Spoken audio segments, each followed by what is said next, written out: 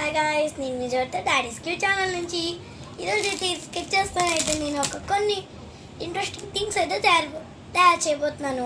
ఇక్కడ interesting thing ఏంటో తెలుసా, ఈ స్కెచెస్ అనమాట మనం జాయింట్ చేయగలం, తీసేయగలం. సో వీటిలన్నిటిని జాయిన్ చేద్దాం. ఓకే గాయ్స్, చూసారా నేనైతే ఇలా జాయిన్ చేశాను.